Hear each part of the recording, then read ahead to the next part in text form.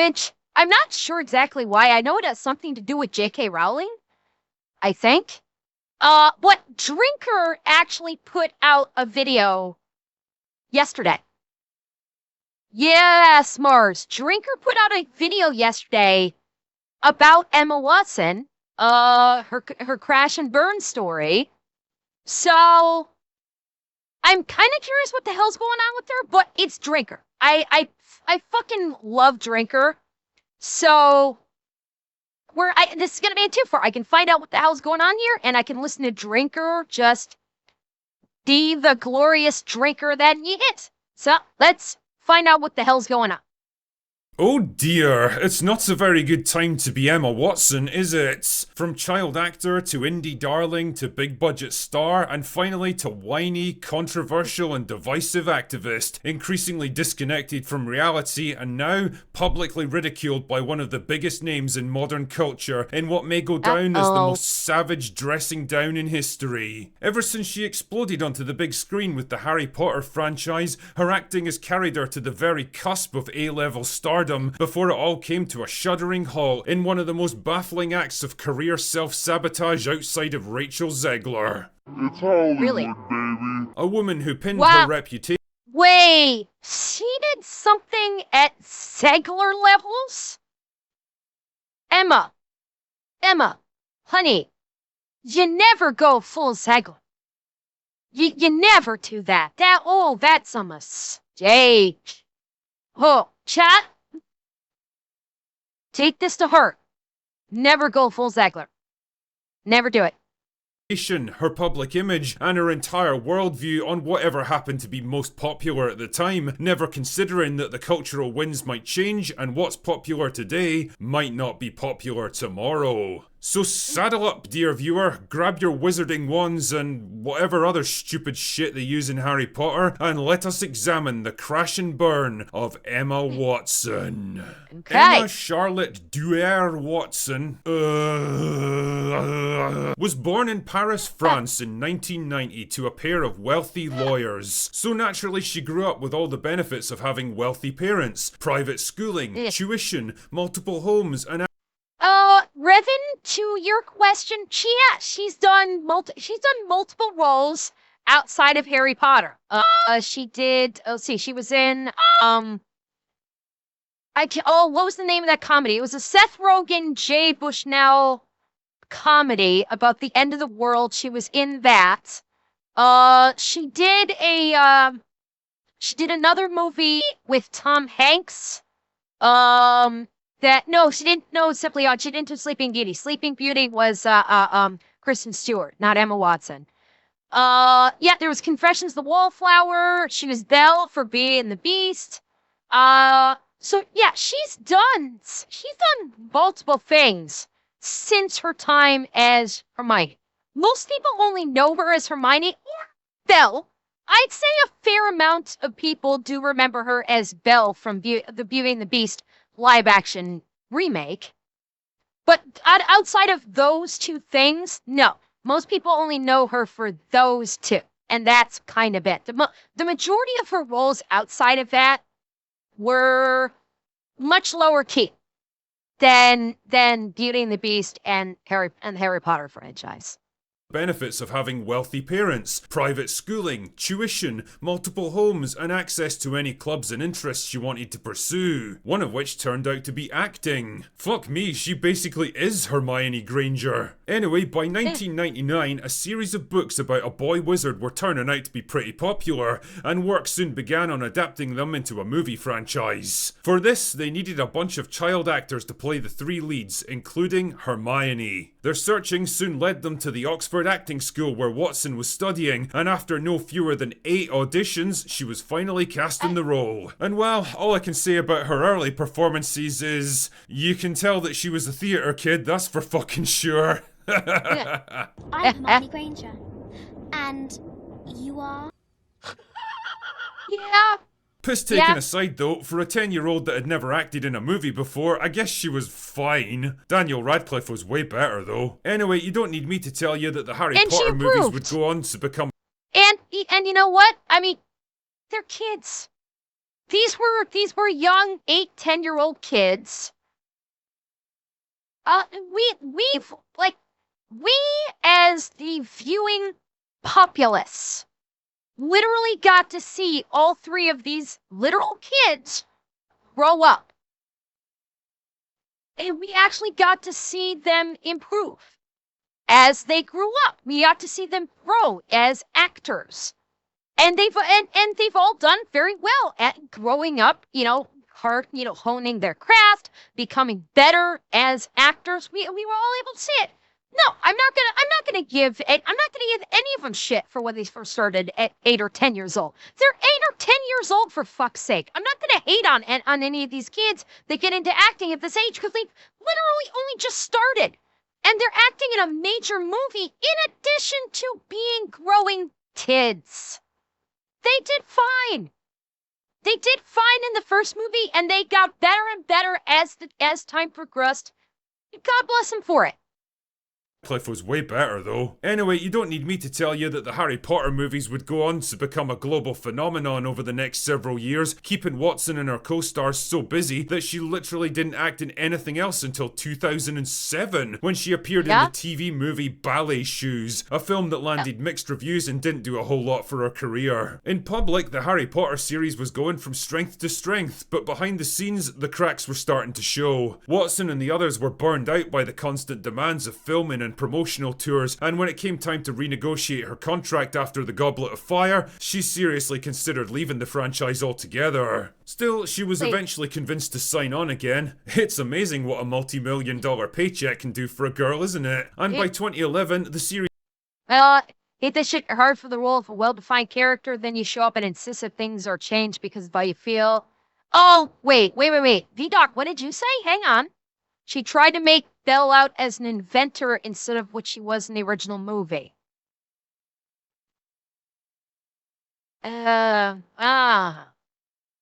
Really, Emma Watson? Okay, I'm wondering if Drinker's gonna get into that here. Drinker may get into that.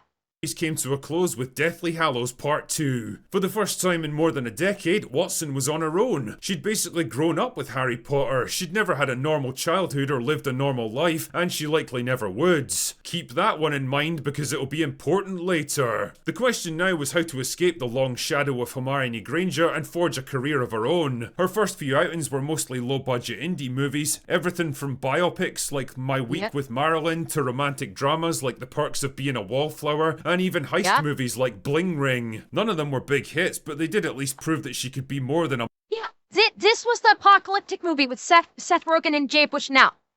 This is the one that I was talking about. That it was like the end of the world or something like that. It was like a raunchy end of the world comedy with a bunch of comedic actors that all know each other, basically playing themselves at the end of the world. Mildly annoying bookworm with crappy hair. Thank you, Action Bastard. 2014 saw her move into big budget filmmaking with Darren Aronofsky's Noah, followed up by low budget thrillers Colonia and Regression. No matter the budget or the quality of the movie, one thing that stayed consistent were the positive reviews for Watson's acting. Now in her mid-20s and arguably at the peak of her career, she was developing a reputation as an eclectic and confident performer, willing to take on challenging roles and play against type, equally at home on the big or the small screen. An actor who wasn't just chasing fame and money, but taking on projects with actual artistic merit. Well done, Emma. Her star was rising. She was rapidly becoming the new it girl of Hollywood. Young, talented, intelligent, and sophisticated, she could navigate interviews like a pro. She was a natural in front of the camera, and she held all the correct opinions on important political topics. When the Me Too movement kicked off, Emma was all over it like a fly on shit, making speeches about feminism, establishing activism groups, and even getting appointed to the UN as their goodwill ambassador for women. Because truly, no one understands the plight of women in repressive third world regimes better than a multi-millionaire, privately educated theatre kid Hollywood actress that... Yeah, Action Bastard, you said it best. This is where it got started. When she got that appointment to the UN as the ambassador of feminism, I think this lit the fuse. This is where she basically, I'm guessing she might have decided, you know what, this is my calling. I'm, going to, instead of acting, I'm going to basically start preaching and, As a gloriously psychotic clown would say, and here we go. Never held a normal job in her entire life. Really? But more on that later. Pretty soon, Watson wasn't content just to make speeches in front of rooms full of elderly politicians who probably wished they were literally anywhere else. She was bringing her activism directly into the movies she starred in. The live-action Beauty and the Beast was rewritten at her request to make Belle into an inventor and engineer because... Girls get it done. Her political world... Okay, now... I never saw the live-action version of Beauty and the Beast. So, can someone please tell me, was her father in the live-action version of the Beauty and the Beast? Was he the same inventor that he was in the animated film? Did they maintain that characterization for her father in the live-action? Yes, okay. Well, that at Mantas, that's what I'm put. No, they made him a clockmaker. Okay, because like I said, I never saw the live action. If they kept him as, if they had kept him as the inventor, like clockmaker / inventor that he was in the animated, I could see it being okay that Belle also was an inventor of sorts because she takes after her father. Now, I will say that the idea of Belle being something of an inventor when her father is a clockmaker is not entirely outside the realm. It would have been far better if her dad was an inventor and she was sort of just like, because she'd been around it all her life, she did it too. Even with him only being a clockmaker, he's still inventing and engineering. It's not too far of a stretch that she might want to also be inventing. Well, okay, I appreciate the fact that given the time period to send in, it's not believable. With Disney, with Disney's period pieces, you do set some of that believability aside. You do set a certain amount of believability aside with Disney period pieces, and with some of their movies. Well, yeah, and there it is, Mantaz. It's like you said that, you guys have been saying that the dad in the movie was basically useless, much more so than he was in the animated. That's a problem. But the idea that Belle might be an inventor because she was around her father, who was a clockmaker, functionally speaking, an engineer, that she might be inspired to sort of do something similar, is not outside the rep. It would have been better if they had retained him being the wacky, the inventor of wacky shit, and it would have made a lot more sense that she was, sort of picked up on that inventive. What's the word I'm looking for? The inventive vibes of her father and started applying it to herself. So, all right, Cortana's enough. Stay on topic. View could best be described as I support current thing, also known as the Mark Ruffalo technique. Gay! No matter the issue, no matter the complexity or the nuance, you could pretty much guarantee that Emma Watson would be right there in the thick of it, pushing whatever the progressive consensus happened to be at the time. She was less of a person with her own opinions and ideas, and more like a series of safe, politically correct talking points wrapped up in a flesh suit, all delivered with the kind of sneering, upper-class British disdain that can only truly come from playing life on easy mode from the day she was born. But just like an overloaded cauldron filled with the wrong ingredients... And by the way, this is another reason why I have said so many times, actors need to shut the fuck up about political ideologies. Like, you're an actor, especially when you are promoting a film that you're in. Especially if you are promoting a film that you're in, shut the fuck up. Studios need to start muzzling their fucking talent. Agents need to start telling their clients, if you plan on making acting your career, don't talk politics. Because when you are an actor, especially now, talking politics is the fastest way to basically destroy your fucking career. Do not go dipping your toe into that bullshit unless you're planning on going headlong into it and leaving acting behind. Because right now, within the last 10, 15 years maybe, as an actor, the minute you start dipping into politics, you've just done fucked yourself. And people immediately, and you'll immediately start alienating half the fucking audience. And that will kill your career. You will then be regulated to, small parts. You won't get the big roles anymore because the ones that do get the big roles are the ones that shut the fuck up and don't go jumping into politics. I wish that Emma Watson's agent had said this to her. Do you still plan on making acting your career? Yes? Then shut the fuck up. You can have your opinions. That's fine. No one says you can't have an opinion. But don't go broadcasting it through the bullhorn of media to basically paint you in a very specific picture that is going to turn half the people against you because they're sick of the political bullshit.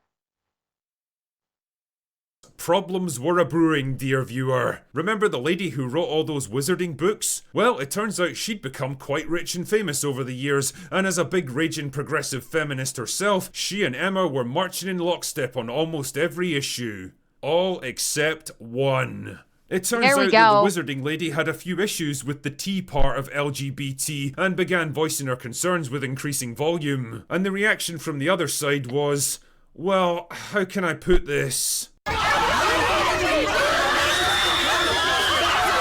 Now Emma was in a bit of a tricky spot because she'd made it her mission in life to support Current Thing, but now the wizarding lady who she owed her entire career and stardom to was openly attacking one of the most sacred parts of Current Thing. What to do? Should she stand firm beside her friend of 20 years and back her up? Should she maintain a dignified silence and refuse to get drawn into a fight that wasn't hers? There you go. Or should she turn her back on the wizarding lady, hang her out to dry and make increasingly passive-aggressive attacks against her?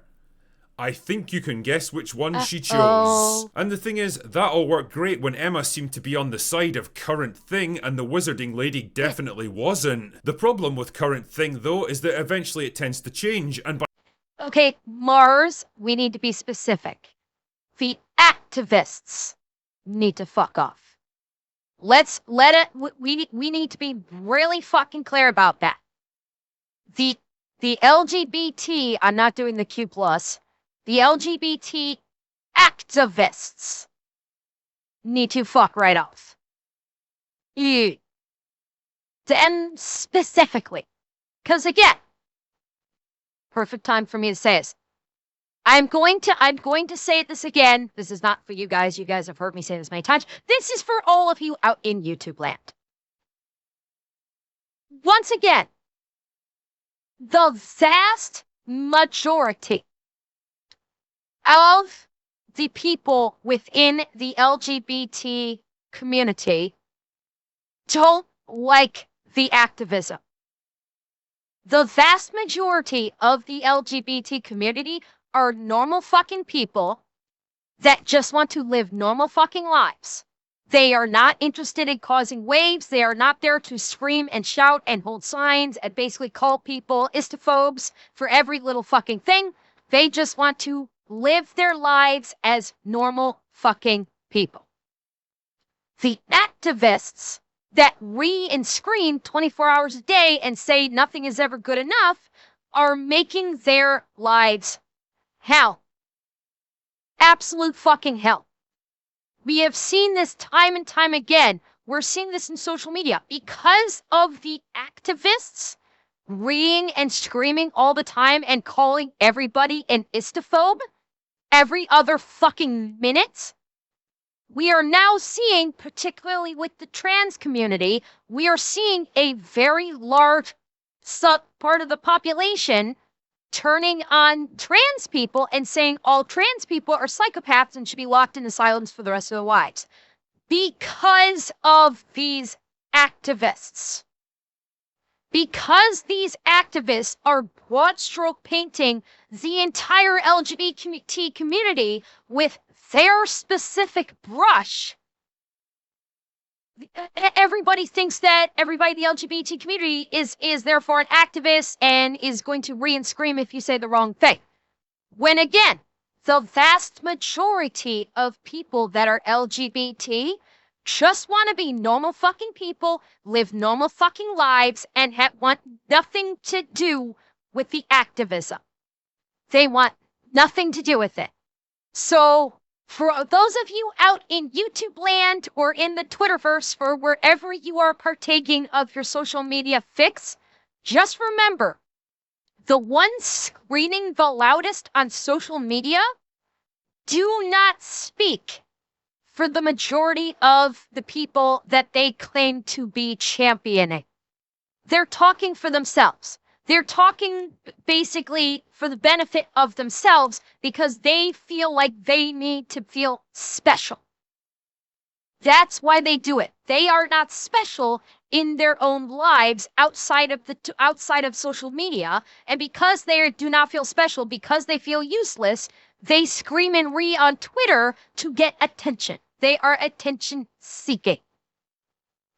They don't speak for the majority of people in the LGBT community.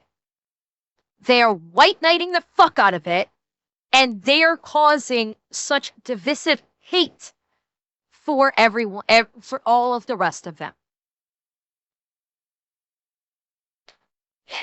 He definitely wasn't. The problem with current thing though is that eventually it tends to change, and by 2025 the cultural winds had shifted dramatically. Public opinion on the issue was changing, and suddenly the wizarding lady wasn't seen as the evil witch who had to be defeated anymore. Now people were beginning to actually listen and even openly support her, and it began to occur to Emma that she might have backed the wrong horse on this one. Fuck. So what to do? Stand her ground and maintain her position even if it wasn't so popular anymore? Or do a complete about-face and pretend like she'd never disagreed with the wizarding lady in the first place? Well, the answer came on September the 24th on Jay Shetty's On Purpose podcast, where Emma claimed that she loved the wizarding lady and supported her and would always be open to talking with her. By the way, can I also just point out, people basically holding JK Rowling aloft as some fucking like prophets regarding the opposite viewpoint of the trans community is just as fucking bad. Like people like JK Rowling's opinions about trans people, like people treat that like it's coming from the God, like this is like the word of God coming down, and how dare you criticize against it? That's also wrong. You can absolutely agree with JK Rowling's view on transgender people. You absolutely can disagree with her on that. There's nothing wrong with it. If you don't agree with her opinion, that's fine. She is an author with a lot of people follow, and she voiced an opinion that you feel is wrong. Fine. You say, I disagree, and move the fuck on with your life. Yeah, and Boss, you're right. She says she doesn't hate them, and people grossly misconstrue what she has said. It is like people are basically making it seem like JK Rowling is grievously anti-trans when she's not necessarily anti-trans. I think the one thing in question that has been the biggest talking point when it comes to JK Rowling was her tweet regarding like there are two biological genders. That there's biological male and there's biological female, and that's it. That has basically been the thing that sparked a fucking firestorm in social media, was her just basically saying she believes there are only two genders. And people went fucking crazy about this. People went absolutely fucking crazy. Yeah, she said like she said the transgender women should not be allowed in biological women's spaces, and people went nuts. People went absolutely fucking crazy. Like they act like because JK Rowling said it, tweeted it, the entire world must bow to that ideology and there can be no disagreement. And it's like, she's a fucking author. She's not a politician. She's not a lawmaker. She's an author. That's it. She's an author that gave her opinion.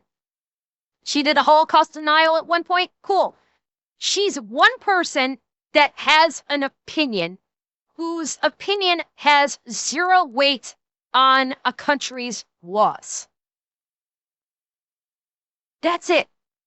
She can say things you'll agree with. She can say things you'll disagree with. Nothing she says is going to change how you how you choose to live your life. Not one fucking thing that she says or she tweets will dictate how you have to live your life. That one thing. But the way people are treating it, it's like, oh, JK Rowling says it, so now it must be done. Which is fucking stupid. Eternally fucking stupid. Bullshit! Oh, really? That's interesting coming from someone who spent her. Where What? Emma claimed that she loved the Wizarding Lady and supported her and would always be open to talking with her. Bullshit! Oh, really? Oh, thank you so much for 6 months in advance of Q1. Thank you so very much. That's interesting coming from someone who spent half a decade publicly shitting on her. Now, if you were feeling forgiving, you could probably write this whole thing off as a slightly cowardly but very pragmatic decision by someone who senses the political sands moving beneath her and doesn't want to get pulled down by them. And that might have been all she wrote, except this particular interview came to the attention of the Wizarding Lady, who until now had stayed pretty quiet on the topic of young Emma. Not anymore, as it turned out, when she decided to deliver the mother of all dressing downs a couple of days later in a very lengthy Twitter post calling out Watson as a spineless grifter, a shameless opportunist, a fair weather friend. Okay, holy shit. I think I gotta read some of this. Hang on. Holy crap. I didn't read her tweet. I never saw her tweet on Twitter, so I gotta see this. Okay. When you've known people since they were 10 years old, it's hard to shake certain protectiveness. Until quite recently, I hadn't managed to throw off the memory of children who needed to be gently coaxed through their dialogue in a big scary film studio for the past few years. I've repeatedly declined invitations from journalists to comment on Emma specifically, most notably on the witch trials of JK Rowling. Ironically, I told the producers that I didn't want her to be hounded as a result of anything I said. The television presenter in that attached clip highlighted Emma's all witches speeches, and in truth, that was a turning point for me, but it had a postscript that hurt far more than the speech itself. Emma asked someone to pass on a handwritten note from her to me, which contained... Decided to deliver the mother of all dressing downs a couple of days later in a very lengthy Twitter post. The single sentence, I'm so sorry for what you're going through. She has my phone number. This was back when the death, rape, and torture threats against me were at their peak, at a time when my personal security measures had to be tightened considerably, and I was constantly worried for my family's safety. Em had just publicly poured more petrol on the flames, yet thought a one-line expression of concern from her would reassure me of her fundamental sympathy and calling kindness. out Watson as a spineless grifter, a shameless opportunist, a fair-weather friend, and a spoiled, privileged brat that had never worked a day in her life and was only trying to cozy up.